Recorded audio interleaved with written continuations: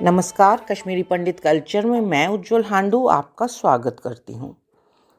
इतिहास के पन्नों में अनेक राजाओं महाराजाओं के किस्से कहानियाँ दर्ज हैं।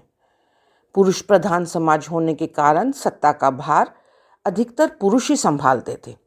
महिलाओं को इस जिम्मेदारी से दूर ही रखा जाता था। लेकिन इतिहास गवाह है कि ज़रूरत पड़ने पर महिलाओं ने भी राजकार्यों को बखूबी संभाला है। अगर कश्मीर के इतिहास की बात करें तो 12वीं शताब्दी में कल्हण द्वारा लिखी राज तरंगिनी में यशोवती, सुगंधा और दिद्दा जैसी रानियों का वर्णन मिलता है, जिन्होंने राजकार्य को अच्छे से संभाला। इनके बाद 14वीं शताब्दी में कोटा रानी ने भी कश्मीर की सत्ता संभाली। आज के इस वीडियो में हम बात करते हैं प्राचीन कश्मीर की रानी यशोवती की, जिसे स्वयं श्री कृष्ण ने तकरीबन 3000 BC के आसपास कश्मीर के सिंहासन पर बिठाया था। जैसा कि आपको पता ही है कि श्री कृष्ण ने कंस का वध कर मथुरा राज्य में फैले आतंक का अंत किया था। इस बात से नाराज जरासंध ने अपने मित्र राजाओं की मदद से श्री कृष्ण से बदला लेने के लिए मथुरा पर आक्रमण किया। उस समय कश्मीर में गोनंद प्रथम नाम का शासक था। वह जरासंध का संबंधी भी था। वह भी अपनी सेना लेकर जरासंध की ओर से श्री कृष्ण से लड़ रहा था। लेकिन गोनंद इस युद्ध में बलराम के हाथों मारा गया। गोनंद प्रथम की मृत्यु के बाद उसका पुत्र दामोदर कश्मीर का राजा बना। यशोवती दामोदर की ही पत्नी थी।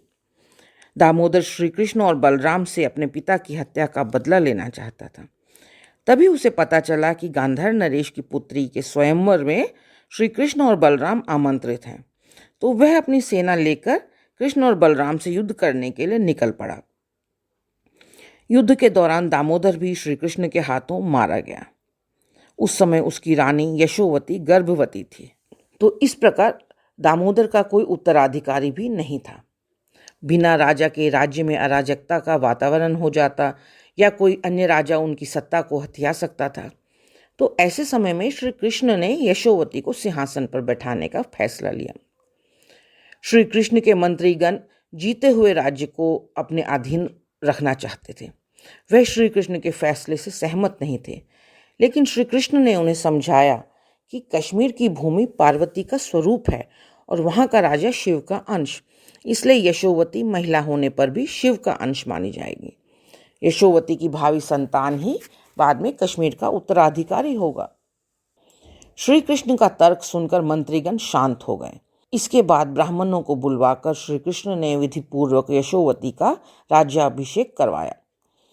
कश्मीर को जीतकर भी श्री कृष्ण ने कश्मीर पर अपना राज्य नहीं किया और उसे वापस यशोवती को सौंप दिया।